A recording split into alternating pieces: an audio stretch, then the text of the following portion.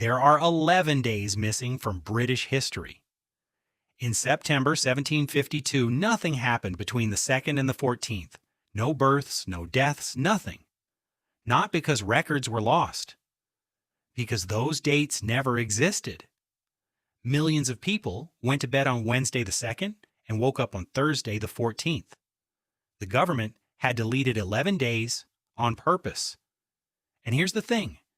To understand how a country can just erase time, you have to look at the calendar on your own wall, because it's hiding something stranger. Start with a question you've never asked. Who actually invented the calendar? Not nature, that's for certain. Because nature inconveniently gives us two clocks that don't fit. The moon's cycle takes about 29.5 days. The easiest pattern in the sky, the obvious calendar. But 12 moon months add up to only 354 days, and the sun's year, and the one the seasons follow, runs about 365.25. 11 days of gap every year. Follow the moon, and your months drift through the seasons. Follow the sun, and your months ignore the moon. The numbers simply don't divide.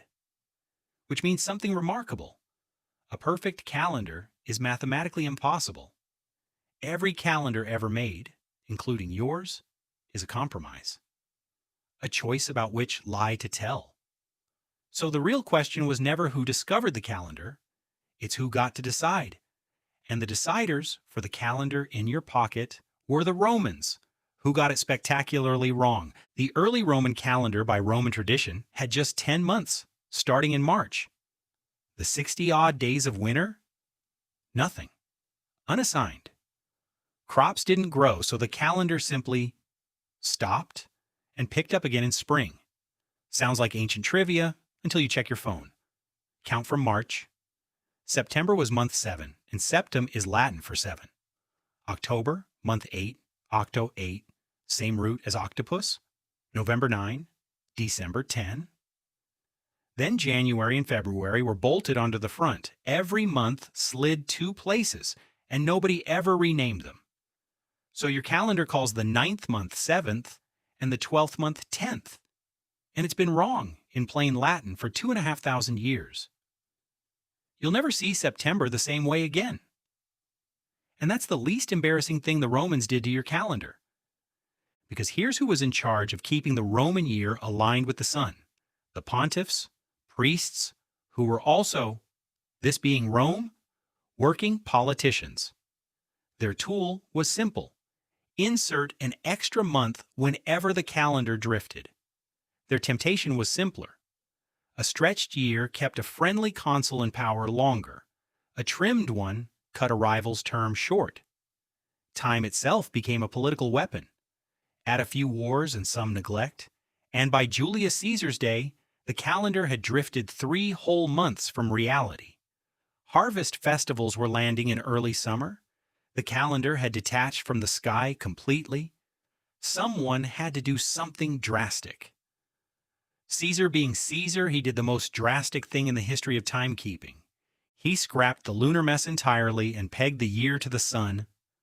365 days, plus 1 extra day every 4th year. The leap year, invented 20 centuries ago, still running in your phone right now. But first he had to burn off those 3 months of error. So the year we call 46 BC was stretched to around 445 days long, 15 months by decree. Romans called it the last year of confusion, the longest year in human history.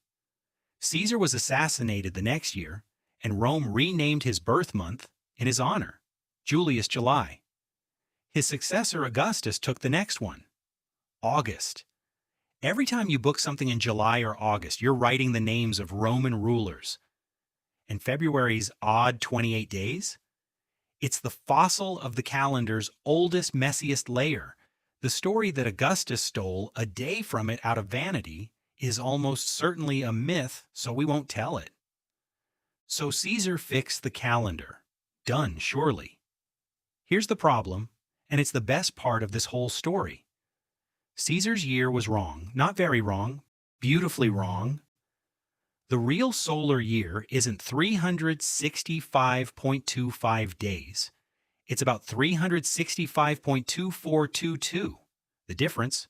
Roughly 11 minutes a year, 11 minutes. No farmer, no emperor, no astronomer of the age could ever feel it. But calendars don't forget. 11 minutes a year becomes one full day of error every 128 years. And the Julian calendar ran unquestioned for 16 centuries. Do the maths, and you can see the disaster coming in slow motion. By the 1580s, the calendar had slid 10 days out of line with the sky. Spring was arriving on March the 11th, while the calendar swore it was the 21st. And the alarm was finally raised, not by farmers, but by the church. Because Easter's date is calculated from the spring equinox, and Christianity's holiest festival was drifting toward the wrong season. So Pope Gregory XIII hired the best mathematicians of the age, and, in 1582, performed surgery on time itself. Step 1. Cut out the error. In October 1582, Thursday the 4th was followed directly by Friday the 15th. 10 days, gone. Step 2. The genuinely elegant bit. Fix the leak. From now on, century years would only be leap years if divisible by 400. That one rule removes 3 leap days every 4 centuries and drops the calendar's error to about 1 day in 3,000 years. That's the Gregorian calendar, the one on your wall, built by a committee, working for a pope, patching a dictator, correcting a priesthood, approximating the sun. Which brings us back to those 11 missing British days, because now you can guess why they were deleted so late. The Pope's new calendar arrived in the middle of the Reformation. Catholic Europe switched immediately. Protestant countries looked at the correction, mathematically perfect, undeniably right, and refused, because no pope was going to tell them what day it was. So for centuries, Europe ran on 2 dates at once, crossed the wrong border, and you stepped 10 days into the past. Britain held out for 170 years, by which point the gap had grown to 11 days, until pragmatism finally beat pride in 1752, and September lost those 11 days from the start of our story. School books used to claim London mobs rioted, chanting, "Give us our 11 days." Historians now reckon that's mostly myth, born of a satirical painting. But the confusion was real. George Washington, born under the old calendar, watched his own birthday migrate from February the 11th to the 22nd. 1 man, 2 birthdays, no time travel required. And the longest holdout was Russia, which kept the old calendar into the 20th century, with 2 consequences too good to skip. In 1908, the Russian Olympic team arrived in London 12 days late for the Games because their calendar disagreed with Britain's. And the October Revolution of 1917, one of the pivotal events of the modern age, actually happened by everyone else's calendar in November. Russia finally switched in 1918, deleting 13 days to catch up. Turkey followed in 1927. Saudi Arabia's civil administration waited until 2016. The universal calendar took 3.5 centuries to conquer the world, and even now the Islamic, Hebrew, and Chinese calendars run alongside it for billions of people. Your calendar is the world's default. It was never the world's only truth. So, who invented our calendar? Farmers who needed the seasons, Babylonian sky watchers, Roman priests who corrupted it, a dictator who rebuilt it, emperors who autographed it, a pope's mathematicians who repaired it, and centuries of governments who adopted it one grudging border at a time. Nobody invented it, that's the point. Like the value of gold, like the lines between countries, like the time on your clock, the calendar is an agreement billions of strangers renew every time they write the date. But here's the strangest part, kept for last. The year is the sun, the month is the moon, the day is the earth turning, Every unit on your calendar comes from the sky, except one, the week. Nothing in the heavens takes 7 days. Nothing.